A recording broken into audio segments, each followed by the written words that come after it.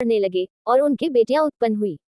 तब परमेश्वर के पुत्रों ने मनुष्य की पुत्रियों को देखा कि वे सुंदर हैं, सो उन्होंने जिस को चाहा उनसे ब्याह कर लिया।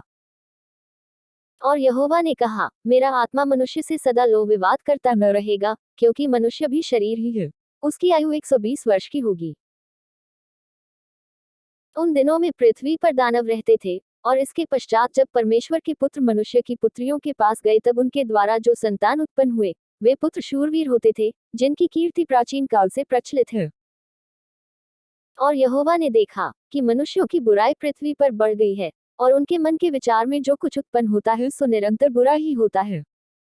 और यहोवा पृथ्वी पर मनुष्य को बनाने से पछताया, और वह मन में अति खेदित हुआ।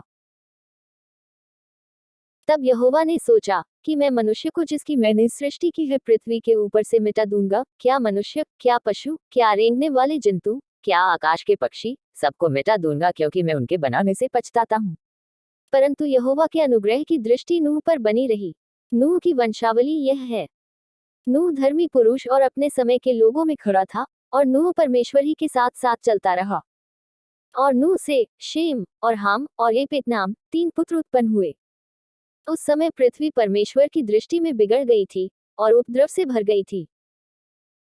और परमेश्वर ने पृथ्वी पर जो दृष्टि की तो क्या देखा कि वह बिगड़ी हुई है, क्योंकि सब प्राणियों ने पृथ्वी पर अपनी अपनी चाल चलन बिगाड़ ली थी। तब परमेश्वर ने नूह से कहा, सब प्राणियों के अंत करने का प्रश्न मेरे सामने आ गया है, क्योंकि उनके कारण पृथ्वी उपद्रव से भर गई है, इसलिए मैं उनको पृथ्वी समेत नाश कर डालूंगा। इसलिए तू गोपेर वृक्ष की लकड़ी का एक जहाज बना ले, उसमें कोठरियां बनाना, और भीतर बाहर उस पर राल लगाना। और इस ढंग से उसको बनाना, जहाज की लंबाई 300 हाथ, चौड़ाई 50 हाथ और ऊंचाई 30 हाथ की हो।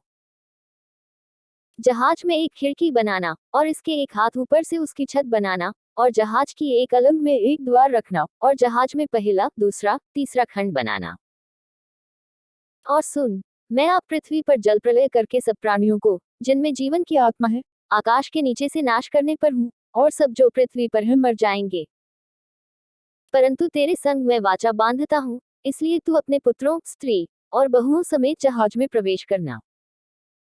और सब जीवित प्राणियों में से तू एक एक जाति के दो दो, अर्थात एक नर और एक मादा जहाज में ले जाकर अपने साथ जीवित रखना। एक एक जाति के पक्षी, और एक एक जाति के पशु, और एक एक जाति के भूमि पर रेंगने वाले, सब में से दो दो तेरे पास आएंगे, कि तू उनको जीवित रखे।